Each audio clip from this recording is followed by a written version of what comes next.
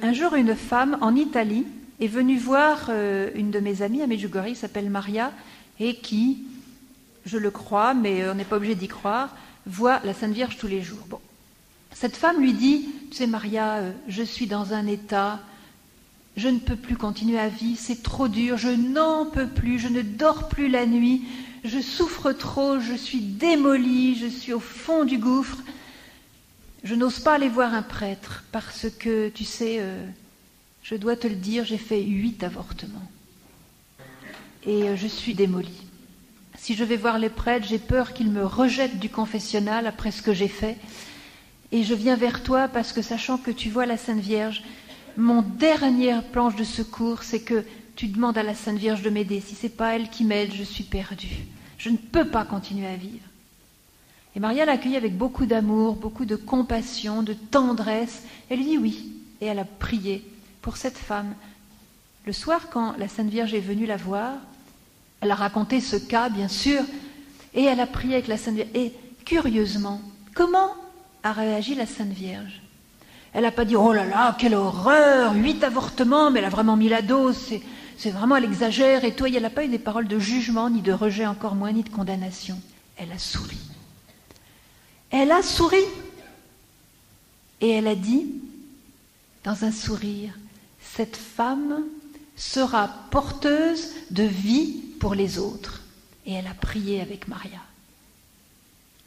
Maria, le lendemain, a dit à cette femme le message. Et elle lui a dit, va te confesser. Va trouver un prêtre. Je t'assure, il ne te rejettera pas. Elle a été se confesser. Le prêtre l'a accueillie comme il se devait, avec une immense miséricorde. Elle a confessé son péché. Elle a renoncé à son péché. Et le Christ s'est penché sur cette femme comme il s'est toujours penché sur le pécheur qui revient à lui.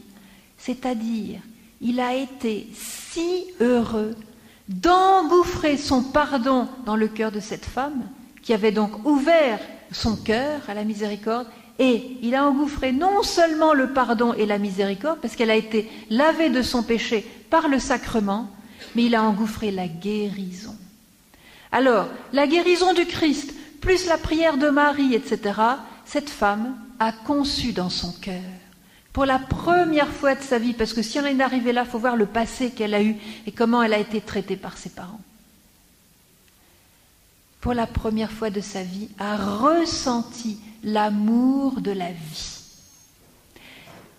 Elle a goûté la joie de vivre, et par cette joie de vivre, elle a compris l'horreur que c'était de tuer la vie. Elle a compris le cadeau qu'était la vie donnée par Dieu. Elle l'a compris de l'intérieur, en goûtant, en ressentant le prix de la vie, la beauté, la grandeur du don de la vie.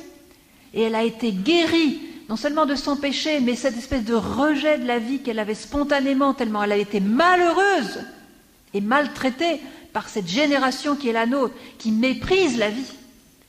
Et alors le Seigneur l'a ressuscitée, à tel point que cette femme a fait une telle expérience de guérison, de résurrection dans son cœur, jusque dans sa sensibilité, jusque dans sa chair, qu'elle maintenant, elle est retournée à l'hôpital où elle avait fait ses avortements, et elle va voir ces femmes qui se préparent à avorter et qui sont dans l'état où elle-même était il y a quelque temps auparavant, pour leur parler de la beauté de la vie, de la grandeur de la vie, du goût de la vie, de la joie de la vie, du don de Dieu et de sa propre résurrection, elle qui se trouvait dans ce même marasme. Et ces femmes-là, lorsqu'elles entendent la bonne nouvelle que oui, il y a une porte de sortie, que oui, la vie est belle, que oui, c'est un don de Dieu, que oui, ça vaut la peine. Mais elles n'attendaient que ça, ces femmes-là, et elles renoncent à l'avortement. Si bien que cette femme italienne, c'est sûr, il y a 8 petits enfants qui auraient peut-être préféré vivre, qui sont là-haut à cause d'elle, voyez, mais elle a sauvé beaucoup plus de vies qu'elle n'en a tué. Et la prophétie de Marie, voyez, le sourire de Marie, s'est réalisé, elle est devenue porteuse de vie pour les autres. Et c'est comme ça que Jésus, aujourd'hui, avec la prière de la Mère de Miséricorde, veut nous traiter et veut traiter nos péchés. Mais il faut faire la démarche de dire, oui, j'ai péché, je me suis empoisonné moi-même avec le péché, je reviens vers mon Sauveur, je me centre sur le cœur du Christ, je demande pardon et j'accueille sa miséricorde. Et non pas, j'ai fait 8 avortements, tout le monde le fait, c'est normal, j'irai quand même au ciel parce que le Seigneur est bon. Ça, c'est la grimace et c'est un poison mortel. Vous voyez comment Dieu agit? Il ne va pas condamner en disant « t'as fait ça, c'est horrible ». Il va infiltrer dans notre cœur exactement l'opposé de notre péché, c'est-à-dire que là, il a guéri cette femme en lui donnant le goût de la vie. C'est-à-dire, voyez, l'inverse de ce qui a motivé son péché. Elle avait rejeté la vie, il bénit par l'amour de la vie. C'est comme ça que Dieu agit dans sa miséricorde. Et il nous faut maintenant épouser la miséricorde du Christ, c'est-à-dire, pour les autres, être ces instruments de miséricorde, être ces porteurs de la miséricorde, être ce cœur, ces entrailles maternelles qui vont porter celui qui est faible, qui vont porter celui qui est vulnérable, qui vont porter, entourer, bénir, aider, protéger celui qui a besoin d'être miséricordieux, afin que, dans la mouvance de la douceur et de l'humilité du Christ, cette miséricorde soit faite et que le pécheur ressente l'amour de son Sauveur et non pas les gros yeux et non pas la condamnation.